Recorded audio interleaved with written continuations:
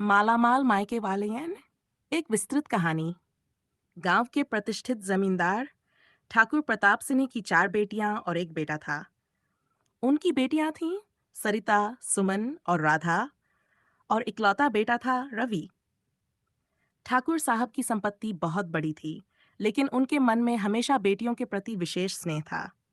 हालांकि समाज की परंपराओं के अनुसार उन्होंने अपनी सारी संपत्ति अपने बेटे के नाम कर दी, ये सोचकर कि बेटियां अपने अपने ससुराल में सुखी रहेंगी।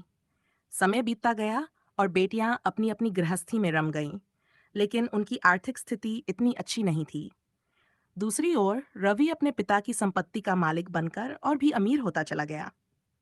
गंगा का संघर्ष। सबसे बड़ी बहन गंगा का विवाह एक साधारण किसान रामलाल से हुआ था।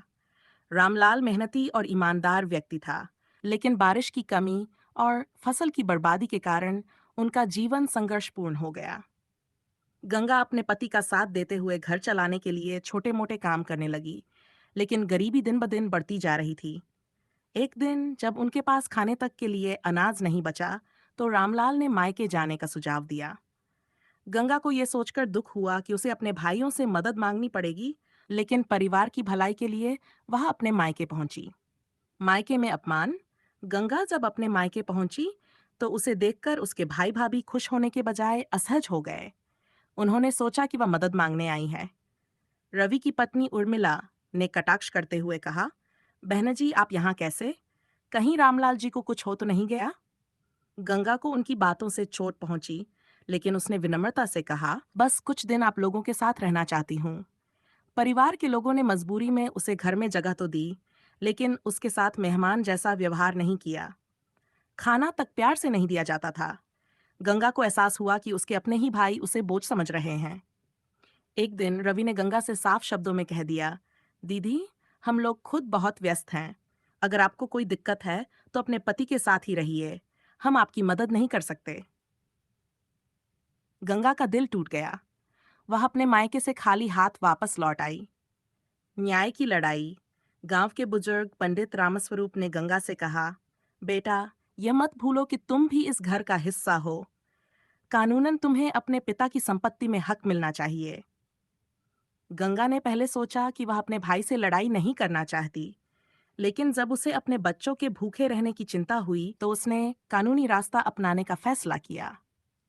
गंगा ने अदालत में याचिका दायर कर दी।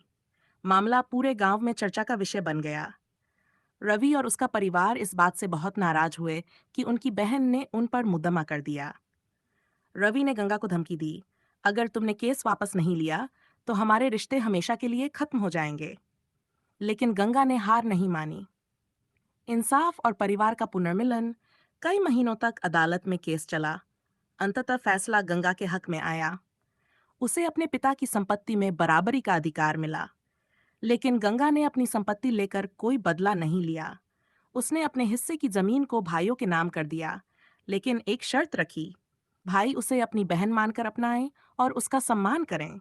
रवि को अपनी गलती का एहसास हुआ। उसने गंगा से माफी मांगी और उसे गले लगा लिया। पूरे परिवार ने फिर से एक साथ रहने का फैसला किया। शिक्स कहानी से हमें सीख मिलती है कि रिश्तों की अहमियत धन से अधिक होती है। परिवार में प्यार और समानता का होना जरूरी है। एक महिला को भी अपनी संपत्ति और अधिकारों के प्रति सजग रहना चाहिए।